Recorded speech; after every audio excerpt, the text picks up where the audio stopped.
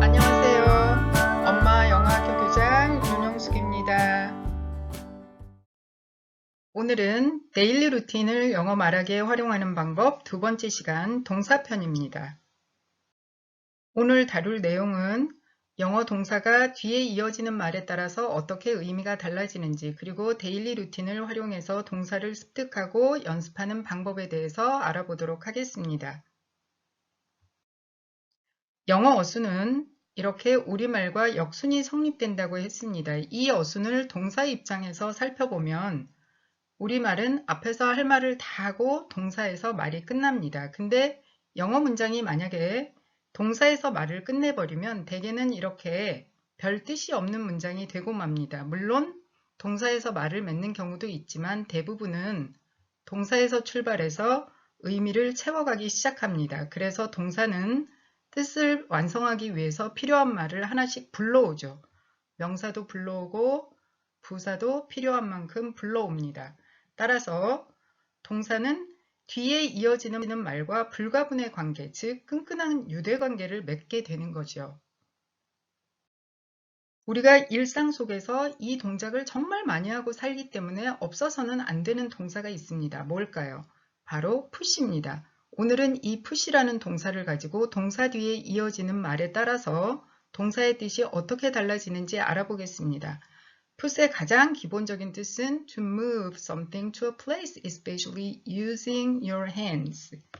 즉, move, 옮기는 움직임이 있는 거예요. 우리말로는 놓다, 두다, 넣다 정도의 의미가 되는 거죠. 그럼 뭔가 놓는다 라고 할 때 우리는 put을 쓸 수 있겠죠. 혹시 지금 핸드폰으로 이 영상을 보고 계신가요? 그럼 손에 핸드폰을 들고 계시잖아요. 그걸 테이블에 놔보세요. 그럼 나는 놓는다가 되겠죠. 영어로는 I put, 나는 놓는다. 뭘? My cell phone. 어디에? On the table. 이번에는 주머니에 한번 넣어보세요. 그러면 나는 넣는다가 되죠. 영어로는 똑같이 I push예요. 뭘? 역시 my cell phone. 어디에? In my pocket. 영어로는 둘 다 push이지만 우리말로는 놓는다, 넣는다가 되는 거죠. 그럼 이 push라는 동사가 우리 일상 속에서는 어떻게 쓰이는지 우리의 데일리 루틴 속에서 put을 한번 찾아보겠습니다. 아침에 눈 뜨면 가장 먼저 핸드폰을 확인하잖아요. 그리고 제자리에 갖다 두죠. 이걸 I put my cell phone on the bedside table 이렇게 말할 수 있어요. 이때 put은 놓는다 라는 뜻이죠. 이걸 다르게 표현하면 I put my cell phone back. 이거는 있던 자리에 갖다 놓는다 라는 뜻이에요. 그리고 침대에서 나오면 슬리퍼 신죠? 그러면 I put on my slippers. 이때 put은 신는다 라는 뜻이고요. 다르게 표현하면 I put my slippers on. 이렇게도 할 수 있죠. 자, 그럼 이제 밖으로 나오려고 옷을 하나 걸쳐요. 이럴 땐 I put my sweater on 또는 I put on my sweater. 이래서 이때는 걸친다, 입는다 라는 뜻이죠. 그리고 목욕탕 가서 손을 씻어요. 타올로 손 닦은 다음에 타올을 제자리에 갖다 놔요. 아까 했던 거하고 똑같죠? I put the towel back. 제자리에 갖다 놓는다. 그 다음 I put lotion on my hands. 손에 로션을 이번에는 바른다 라는 뜻이죠.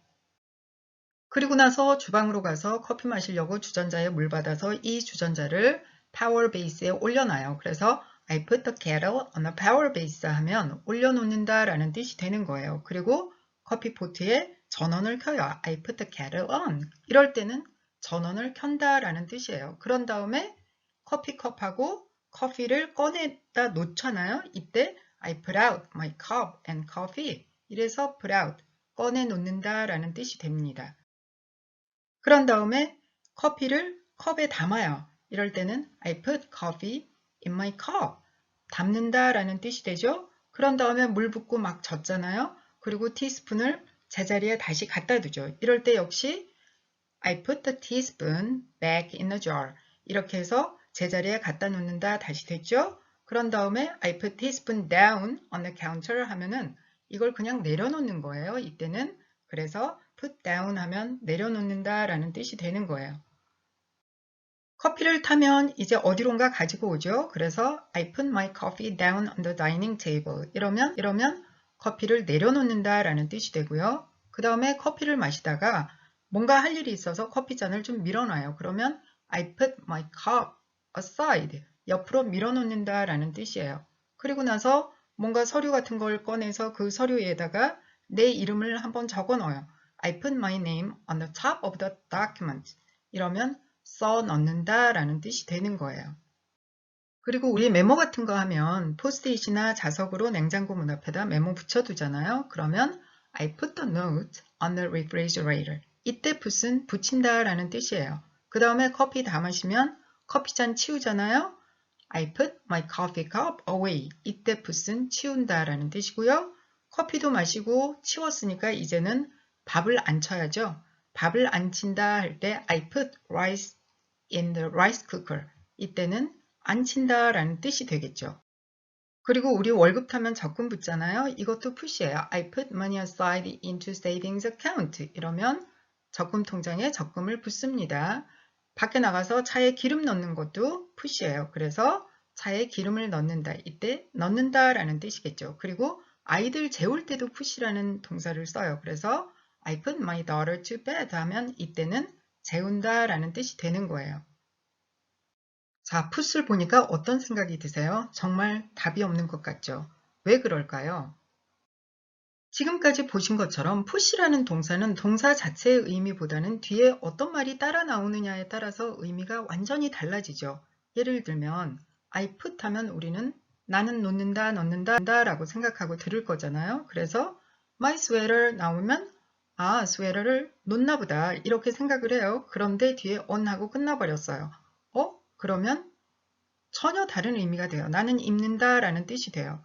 물론 미국 사람들 입장에서는 몸 위에다가 옷을 올려놓는 거예요. 그래서 on 뒤에 원래 my body라는 말이 있었는데 my body가 너무 당연하니까 없어지고 I put my sweater on 이렇던 것이 나중에 진화되고 진화돼서 I put on my sweater까지 말이 되는 거예요.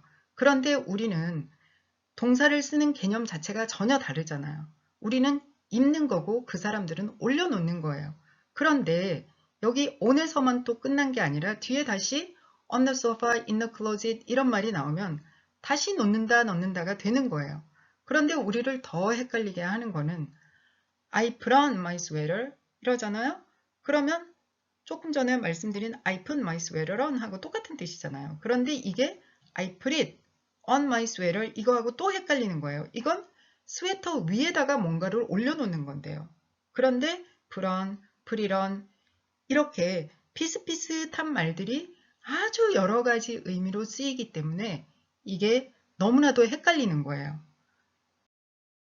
이런 것도 있습니다. I put my coffee cup 나는 놓는다 커피잔을 이렇게 생각하잖아요. 그런데 뒤에 out이 나왔어요. 그러면 꺼내 놓는다.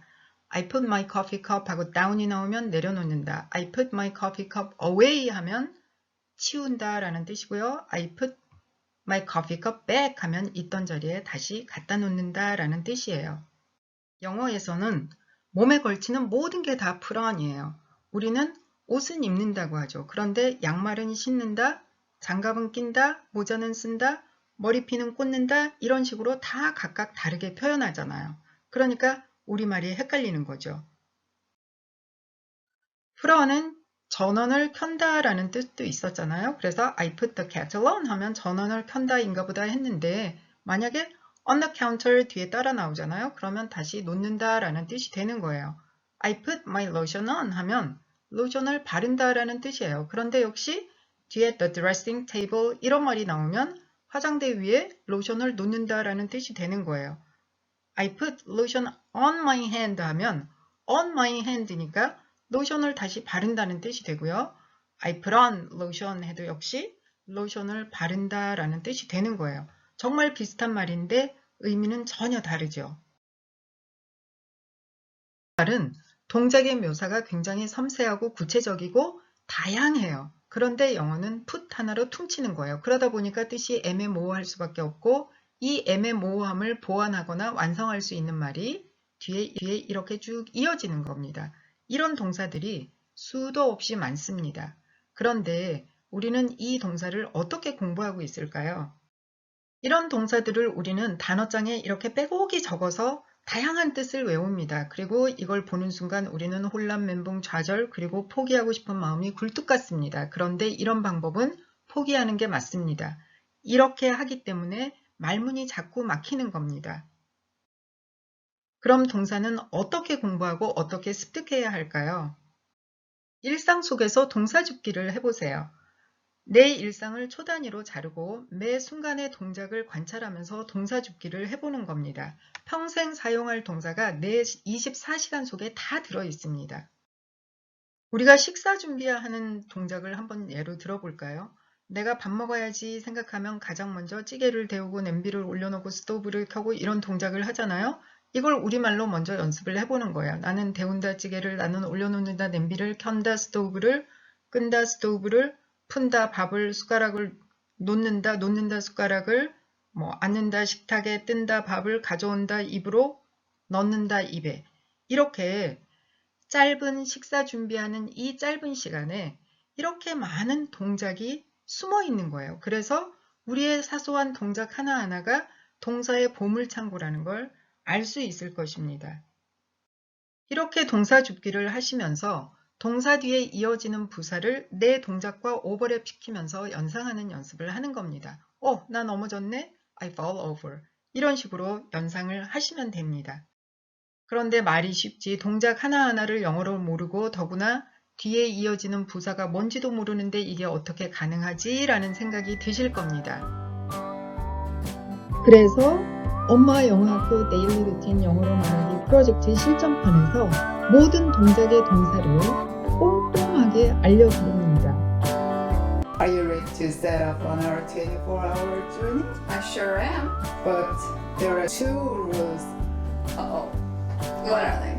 Number one, we should start every sentence with I and a verb. I and a verb. And number two, Yes. every action should be broken down. Okay. Like small, like minute. 근데 문제는 부사가 여기서 끝나는 게 아니라는 겁니다. 우리를 정말 슬프게 하는 것은 영어가 아니라 바로 부사였던 것입니다.